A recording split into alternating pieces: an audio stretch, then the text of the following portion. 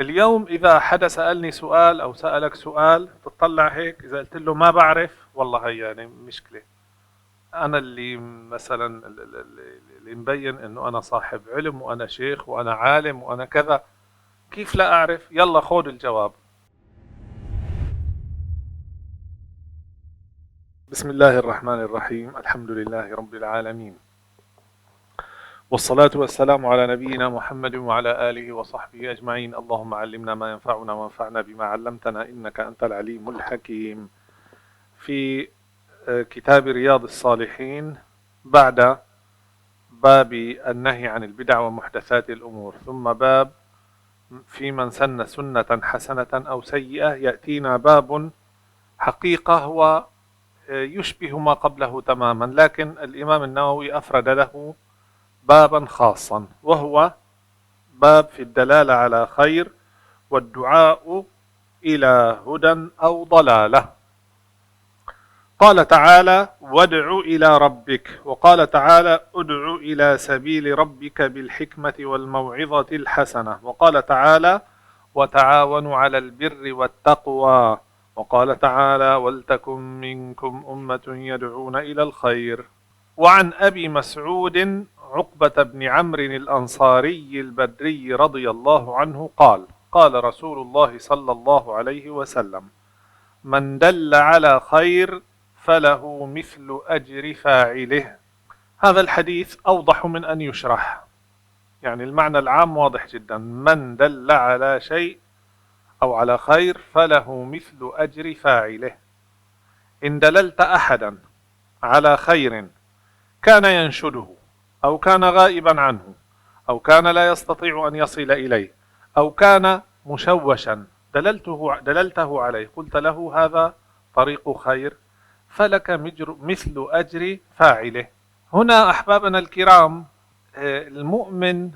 المؤمن يكتب له عمله وسبب السبب الذي تسبب به في عمل آخر، العمل والسبب إلى عمل، فيكتب لك أجر عملك إذا قمت بعمل خير، ويكتب لك أجر من تبعك في من دللته على أو من دللته على عمل الخير.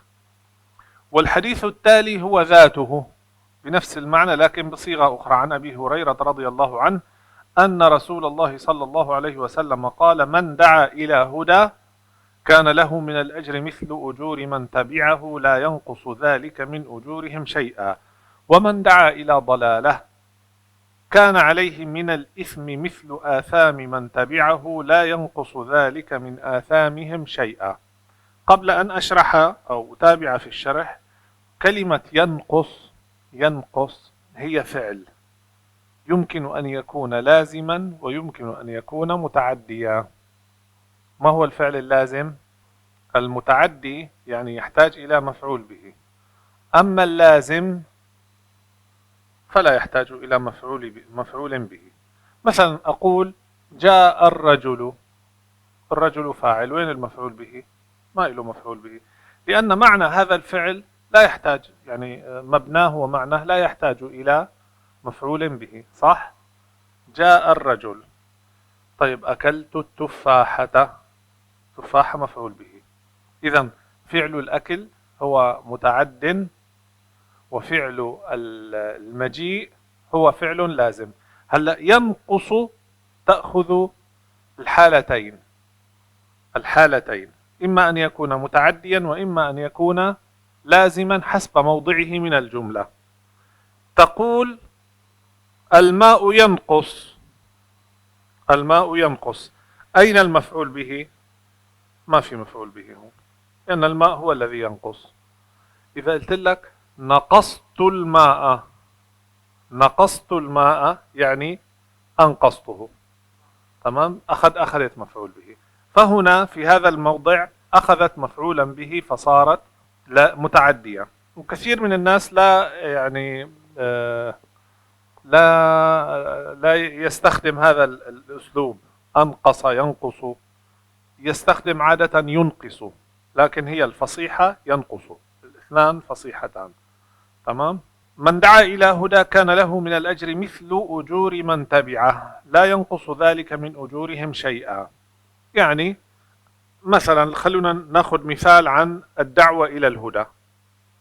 إنسان غافل عن سنة من السنن مثل صلاة الضحى، قلت له إن صلاة الضحى مما أوصى به النبي صلى الله عليه وسلم أن لا تدعها في سفر ولا حضر، وأن لا تدعها في أي أحوالك، صلاة الضحى. فدللته عليها وقلت إن فيها خير، إن فيها خيرا عظيما، فاستمع إليك مستمع وتأثر من كلامك وصار يقوم بها، يصليها على نحو دائم. ما دام يصليها طول حياته فلك أجر هذا الرجل. إذا لك أجر ما فعلت ولك أجر ما فعل من دللته على هذا الخير. دللته على الوتر مثلا، دللته على قيام الليل، دللته على الصدقة، دللته على البر، دللته على بشاشة الوجه، دللته على الكلمة الطيبة. كل هذه الدلالة لك من الأجر ما له تماما. يقول لا ينقص ذلك من أجورهم شيئا. يعني الأجر ليس، يعني ربنا عز وجل عنده خزائن السماوات والأرض، فإذا أعطى هذا الرجل الذي دللته على الخير أعطاه أجرا، هذا الأجر لا يقسمه بينك وبينه، يعني إلك نص وإله نص، لا، هو يأخذ الأجر كاملا ثم يعطيك ذات الأجر. تمام؟ هذا من كرم الله عز وجل وفضله.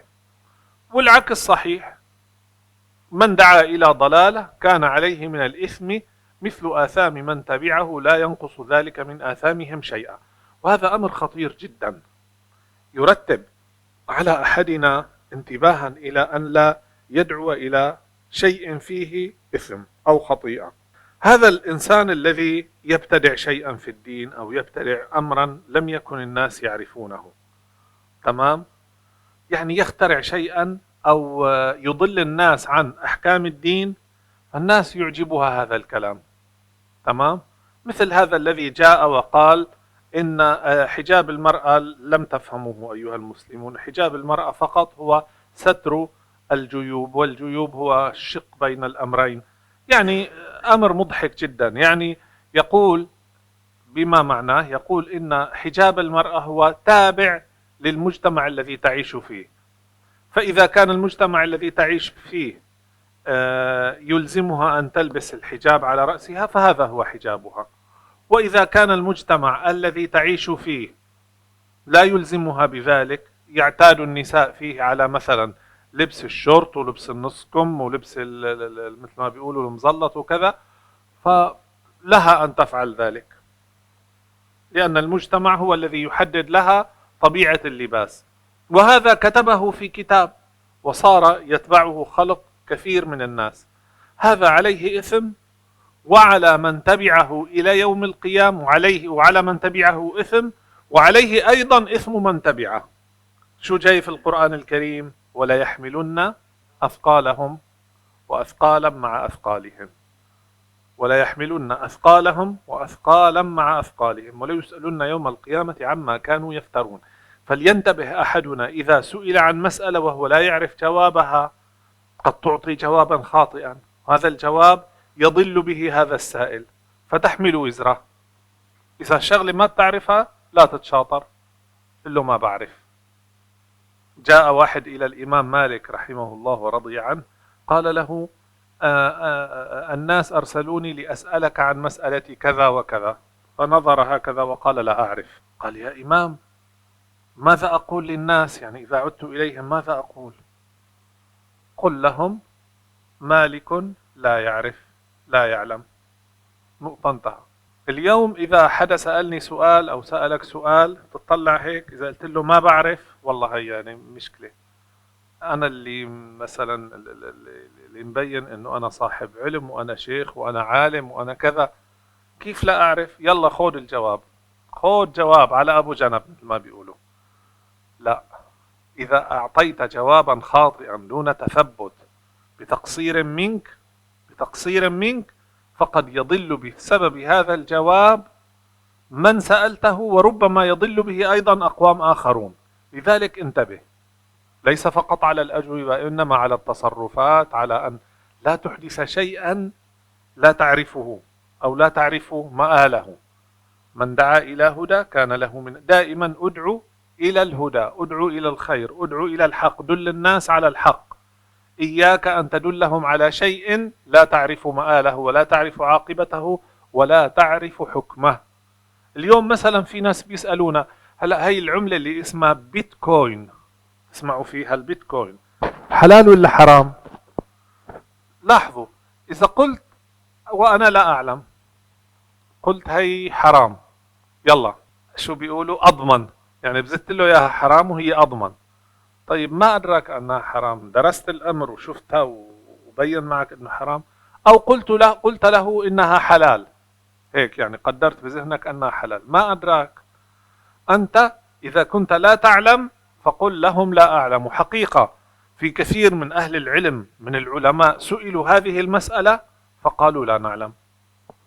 يعني أنا أعلم، بعرف شيخ كبير عالم جليل سئل هذه العملة الرقمية هل هي جائزة أم هي حرام؟ نظر قال والله لم أدرسها ولا أعرف كثيرا عنها، لذلك لا أعلم، ما بعطيكم جواب. هذا أسلم من أن يعطي جوابا وهو لا يعلم مآله، لا يعلم هل هو صحيح أم غير صحيح.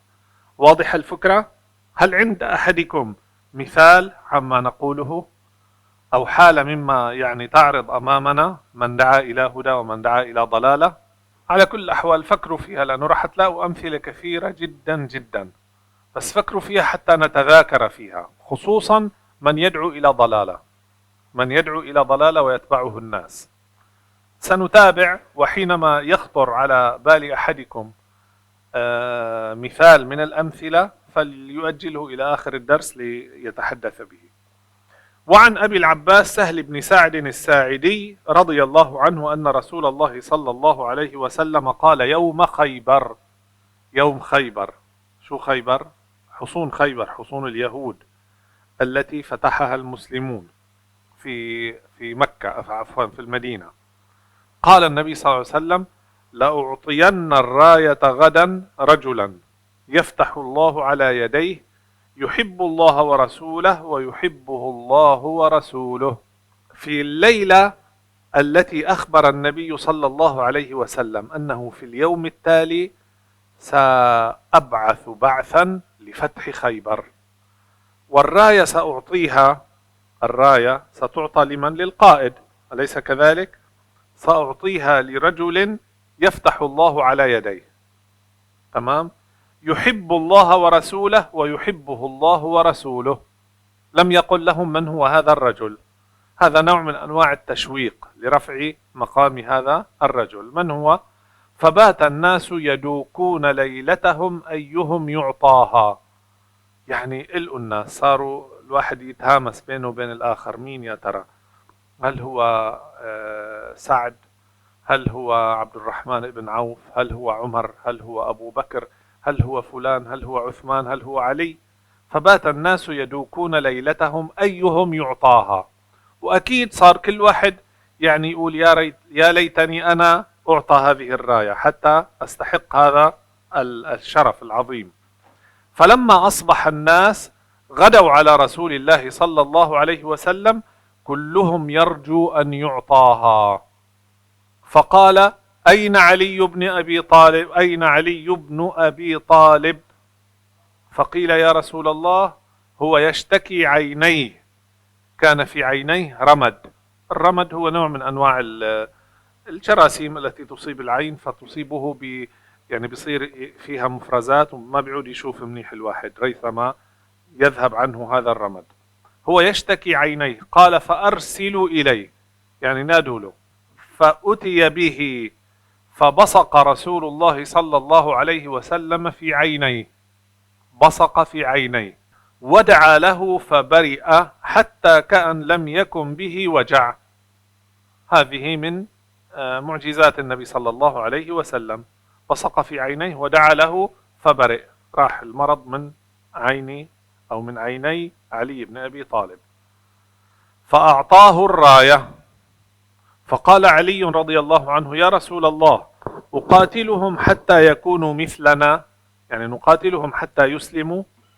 فقال: انفض على رسلك حتى تنزل بساحتهم، ثم ادعهم إلى الإسلام وأخبرهم بما يجب عليهم من حق الله تعالى، فوالله لأن يهدي الله بك رجلا واحدا خير لك من حمر النعم. هذا الحديث يتحدث عن مقدمة فتح خيبر. وأول هذا الحديث هو فضل لعلي بن أبي طالب، فضل عظيم جدا: لأعطين الراية غدا يحب الله ورسوله ويحبه الله ورسوله. طيب سؤال: أليس في أصحاب النبي صلى الله عليه وسلم من يحب الله ورسوله ويحبه الله ورسوله؟ لا تقول نعم، أنا قلت أليس. شو بتقول؟ بلى، لأنه إذا قلت نعم يعني ما في حدا. إذا قلت نعم، إذا قلت لك أليس وقلت نعم يعني ما في حدا بيحب الله ورسوله. إذا قلت بلى يعني أجبت أو فبلى، نعم، بلى. شو قلت؟ نعم مرة وقعت بما وقع به. بلى، يعني في كثير من الصحابة يحبون الله ورسوله والله يحبهم. طيب لماذا خص علي بهذه الخصيصة؟ لاحظوا في أحاديث النبي صلى الله عليه وسلم حينما يصف أصحابه يعطي كل واحد منهم صفة خاصة به. مثلا أعطيكم مثال: أبو عبيدة ما هي صفته؟ أمين، أمين الأمة. بس تسمع أنه أمين الأمة أبو عبيدة بتحط في ذهنك أنه هو خير الصحابة، هيك بتظن أنه هو خير الصحابة. طيب صفة أبي بكر رضي الله عنه الصديق، طبعا هو خير الصحابة، يعني هون اجت صحيحة، هو خير الصحابة. شو صفة عمر رضي الله عنه؟ الفاروق.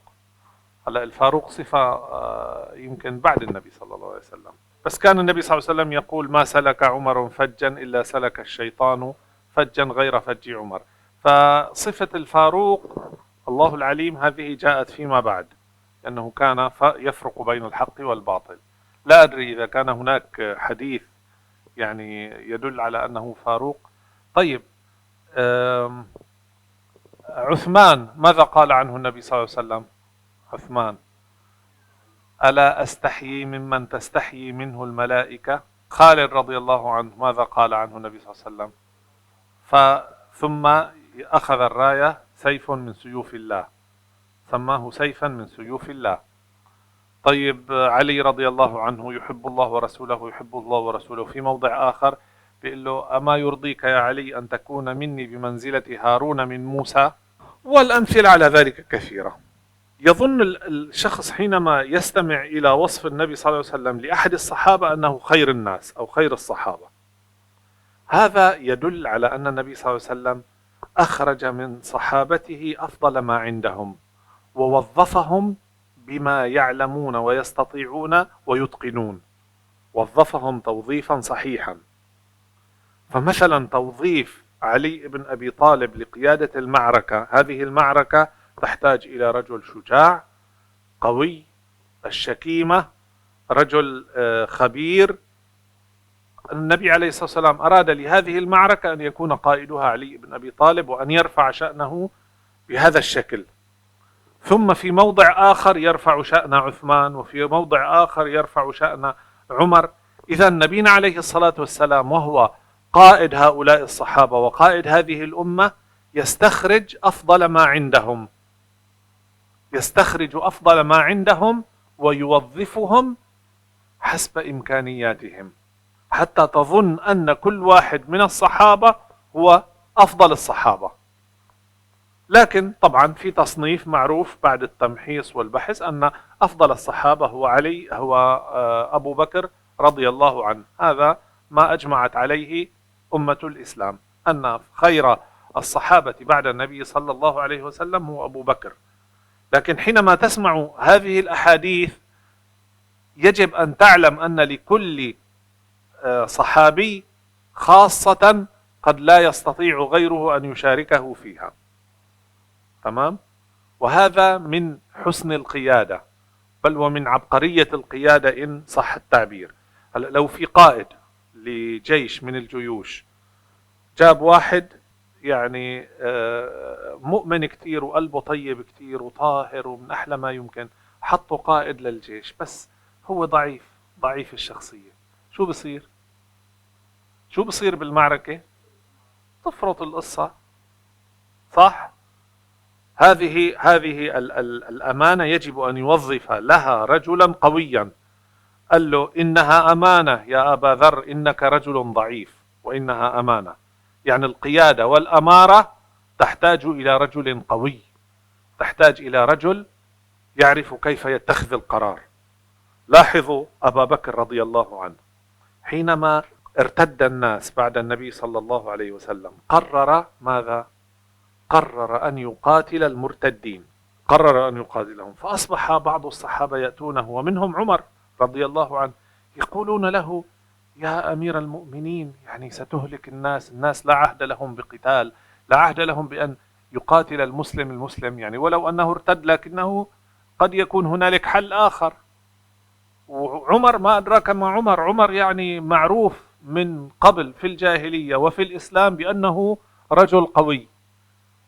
وأبو بكر رضي الله عنه كان رجلا أسيفا، يعني إذا قام إلى الصلاة يبكي حتى لا يستطيع أن يبلغ الناس، مو هيك؟ حينما قال مروا أبا بكر فليصلي بالناس، قالت عائشة يا رسول الله إن أبا بكر رجل أسيف، إذا صلى يعني يغلبه البكاء فلا يسمعه الناس. حينما ترى وهو كان جسده ليس من الأجساد القوية، يعني ليس مشهورا بشجاعة علي رضي الله عنه مثلا، أو شجاعة خالد بن الوليد بقوته رضي الله عنه. اجى هذا الموقف، موقف أنه قائد المسلمين وإمام المسلمين وخليفة المسلمين، وجاء وقت اتخاذ القرار. قرر أبو بكر أن يقاتل المرتدين، وأتى الصحابة حتى يثنوه عن قراره، فقال والله لو منعوني عقالا كانوا يؤدونه إلى رسول الله لقاتلتهم عليه، ولا أفرق بين من منع الزكاة ومنع الصلاة. أخذ قرارا وحده رضي الله عنه، وأطلق الجيش لقتال المرتدين وحسم قضية الارتداد. ووالله لولا أن أبا بكر فعل هذا واتخذ هذا القرار لثلم الإسلام. هذا ماذا يعني؟ أن أبا بكر رضي الله عنه كان هو الشخص المناسب لهذا المكان، وكان صاحب القرار القوي والشكيمة والعزيمة. فالنبي عليه الصلاة والسلام كان يوظف كل رجل في موقعه وفي مكانه. طيب، ثم حينما قال له علي أقاتلهم حتى يكونوا مثلنا، يعني هل تريدني أن أقاتلهم حتى أنزلهم إنزالا على الإسلام؟ هو بده يقاتل مين؟ اليهود. واليهود لماذا أراد أن يقاتلهم في خيبر؟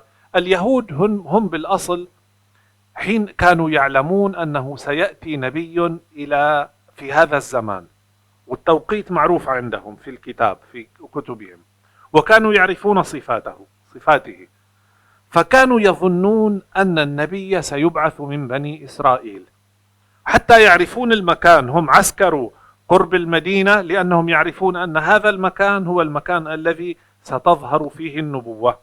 فلما جاء النبي صلى الله عليه وسلم وأرسل إليه وبعث إليه، وهم رأوه وعرفوه، كيف كانوا يعرفونه؟ بصفاته.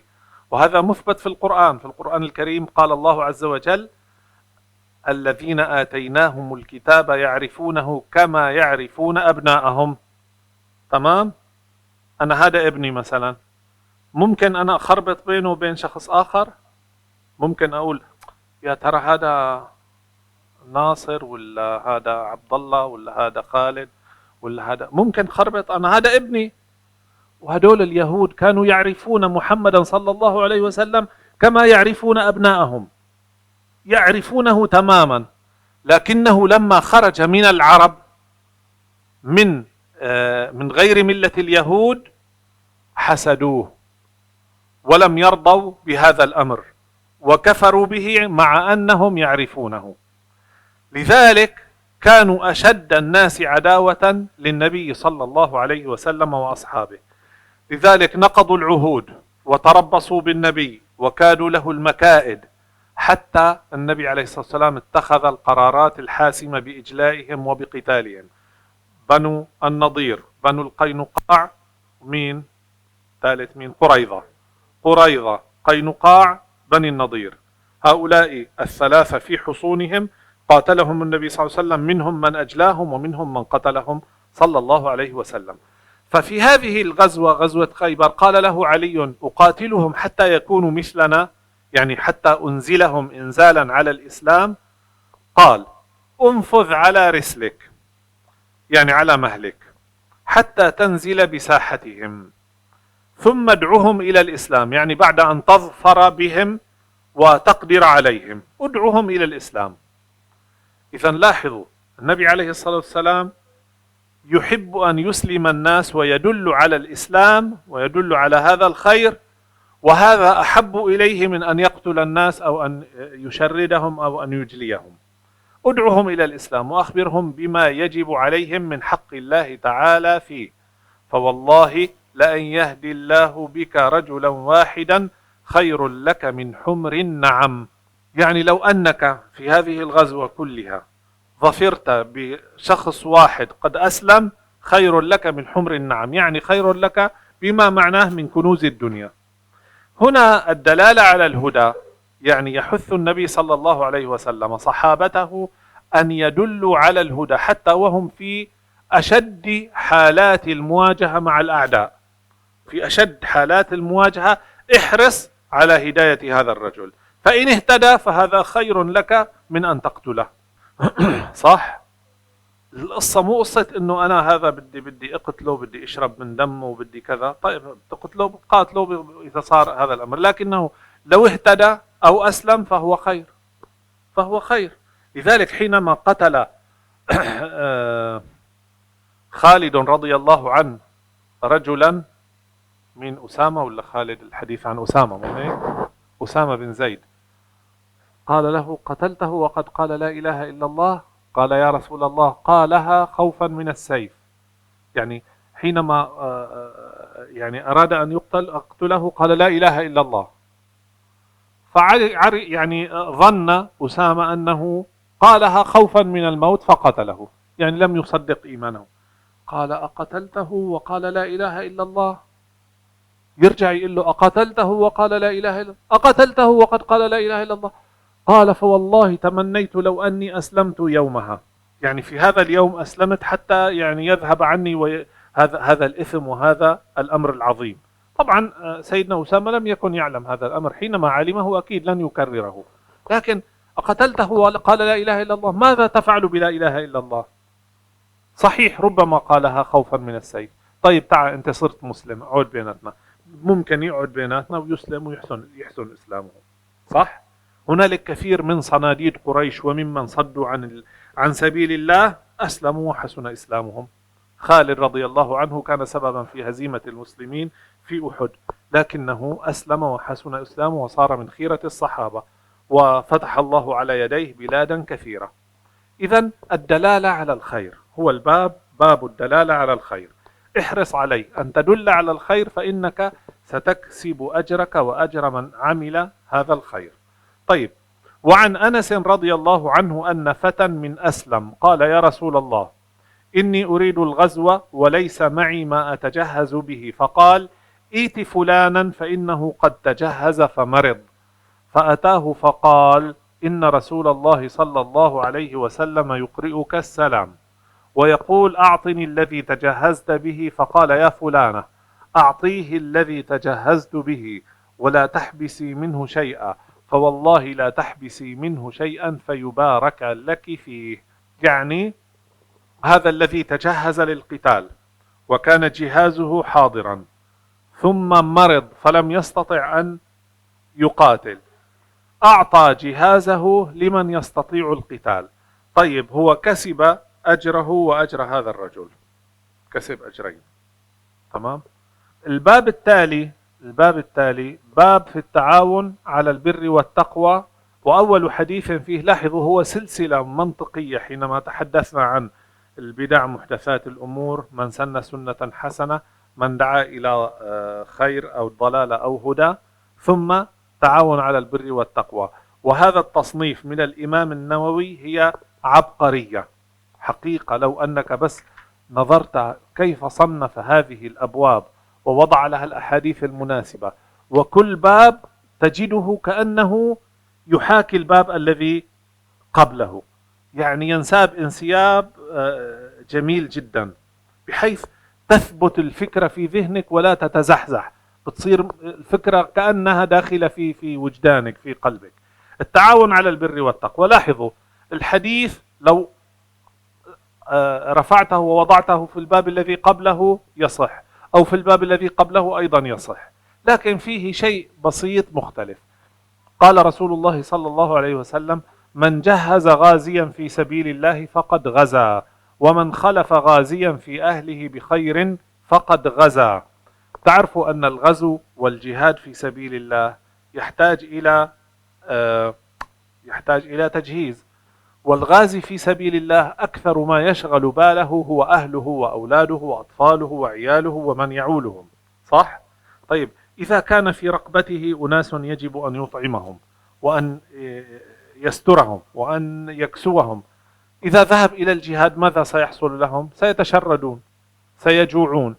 طيب، هنالك شخص آخر لا يستطيع أن يذهب إلى الجهاد، لا يستطيع الذهاب إلى الجهاد، لكنه يستطيع أن يعول هذه العائلة، أن يطعمها، أن يكسوها، أن يعني يلتفت إليها بالرعاية. فإذا ذهب الغازي وجاء أحد فخلفه خيرا في أهله ورعاهم وأعطاهم وأمنهم وهو لا يستطيع الغزو، فله أجر الغازي، صح؟ له أجر الغازي، حتى لو لم يفعل ذلك، بس حدث نفسه بالغزو لكنه لا يستطيع، إما لمرض أو أنه لا يستطيع التجهز. كما قال النبي صلى الله عليه وسلم: إن بالمدينة لرجالا ما سرتم مسيرا ولا قطعتم واديا إلا كانوا معكم شركوكم في الأجر وحبسهم العذر، أو كما قال صلى الله عليه وسلم. وعن أبي سعيد الخدري رضي الله عنه أن رسول الله صلى الله عليه وسلم بعث بعثا إلى بني لحيان من هذيل، فقال: لينبعث من كل رجلين أحدهما والأجر بينهما. لينبعث من كل رجلين أحدهما، عم يحكي عن الناس الذين لهم أخوة أو صداقة أو كذا. أنتم اثنان، خلي واحد يروح على الغزو، واحد يبقى، والأجر بينهما. لأن الذي بقي في أرضه قد يعترض، يقول: أنا يعني ليش ما أروح أنا على الجهاد في سبيل الله؟ مين من الصحابة اعترض على ذلك؟ تتذكروا في حديث شريف جميل جدا، صحابي خلاه على المدينة، يعني ذهبوا في الغزو وأظن في غزوة مؤتة، وخلف رجلا من الصحابة على الناس، يعني أن يبقى راعيا لهم. مين هذا الصحابي؟ قبل شوي حكينا، علي رضي الله عنه. بيقول له: أتخلفني بين النساء والصبيان؟ يعني بتخليني أنا بين النساء والصبيان علي الرجل الشجاع القوي. فقال له: يا علي، أما ترضى أن تكون مني بمنزلة هارون من موسى؟ لأن موسى حينما ذهب إلى ربه عز وجل إلى الموعد، من خلف وراءه؟ هارون أخاه، وهارون نبي. فهارون عليه السلام خلف موسى في قومه، فالنبي عليه الصلاة والسلام حتى يطيب خاطر علي رضي الله عنه قال له: أما ترضى أن تكون مني بمنزلة هارون من موسى؟ يعني نحن سنذهب للجهاد وأنت لك الأجر كاملا، وأنت قاعد لأنك أطعت أمر النبي صلى الله عليه وسلم. والنبي عليه الصلاة والسلام قدر أن عليا سيكون راعيا لهذه المدينة، لهذا المجتمع المسلم، سيكون حافظا لهم، لذلك له أجر من جاهد في سبيل الله. الحديث التالي عن ابن عباس رضي الله عنهما أن رسول الله صلى الله عليه وسلم لقي ركبا بالروحاء، فقال: من القوم؟ قالوا: المسلمون. فقالوا: من أنت؟ قال: رسول الله. فرفعت إليه امرأة صبيا فقالت: ألهذا حج؟ قال: نعم ولك أجر. يعني إن حججت به فقد كتب له الحج وكتب لك الأجر، لأنك يعني قمت أو أعنتيه على أداء الحج. وعن أبي موسى الأشعري رضي الله عنه عن النبي صلى الله عليه وسلم قال: الخازن المسلم الأمين الذي ينفذ ما أمر به فيعطيه كاملا موفرا طيبة به نفسه فيدفعه إلى الذي أمر له به أحد المتصدقين أو المتصدقين. يتحدث هنا عن خازن. كيف الخازن؟ يعني أمين الصندوق، أمين صندوق موكل على أموال الناس، أموال المسلمين، وله آمر صرف اللي بده يكون مثلا مديره أو الأمير أو كذا. فهذا الخازن أمر أن يخرج من هذا المال لينفق في سبيل الله صدقة. فهذا الخازن فعل هذا الفعل على أتم وجه. هو أمين، المسلم الأمين الذي ينفذ ما أمر به. أولا هو مسلم، ثانيا أمين، ثانيا مطيع لأوامر، اطيعوا الله والرسول وأولي الأمر منكم. فيعطيه كاملا موفرا طيبة به نفسه فيدفعه إلى الذي أمر له به أحد المتصدقين أو المتصدقين. يعني مع أنه لم ينفق من جيبه، إنما أخرج مالا من الصندوق الذي هو وكيل عليه أو أمين عليه، فأخذ أجر المتصدق. تمام؟ يعني بمعنى آخر كذلك بنفس السياق، هنالك إنسان غني قد لا يعرف كيف ينفق المال، كيف لا يعرف ربما كيف يجد الفقير. تمام؟ أو قد لا يكون عنده الهمة ليذهب ويوزع المال، فجاء من يساعده به، أخذ هذا المال وذهب به إلى الفقراء والمساكين فأداه على الوجه الصحيح، فكان له كأجر المتصدق تماما. يعني كأنه تصدق مع أنه لم ينفق قرشا واحدا من جيبه، وهذا من كرم الله عز وجل. لذلك تجدون أحبابنا أن هذا المجتمع الإسلامي مجتمع متكامل، كأنه وحدة متكاملة. الذي يستطيع شيئا يقوم به، والذي يستطيع شيئا آخر يقوم به، فكل واحد يقوم بعمله فتتكامل، حتى يعني أن الشخص القاعد في مكانه يقوم بما يستطيع به حسب قدرته، حسب ربما كان عاجزا عن القيام، ليس عنده قوة بدنية، ليس عنده كذا، لكنه أدلى برأيه، أدرى بمشورته، فعل ما يستطيعه، فله أجر من يفعل، أو أجر من يعمل، أو أجر من يقوم بالطاعات على أتم وجه. وهذا من فضل الله عز وجل. ثم يدل على توظيف الطاقات. يعني ما بيعود واحد بين المسلمين يستصغر عمله. يعني واحد مثلا كما قلنا هنا خازن، بكرة بتلاقي واحد في مثلا في معركة من المعارك، بتلاقي شغلته انه يجيب مي وينقل مي من مكان لمكان. هذا ولو لم يكن على خط النار قد يكون له الأجر الكامل للمجاهد في سبيل الله. تمام؟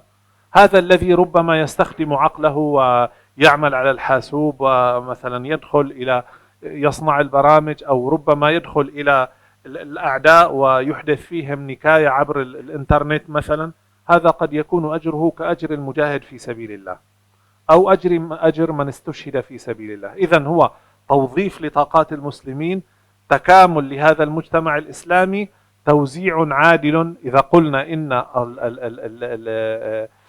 الحسنات هي ثروة، توزيع عادل للثروة.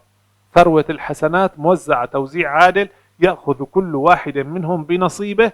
والأكثر نصيبا من الأكثر نصيبا؟ هو الأكثر إخلاصا. الأكثر إخلاصا هو الأكثر نصيبا من الأجر. انتهى الدرس.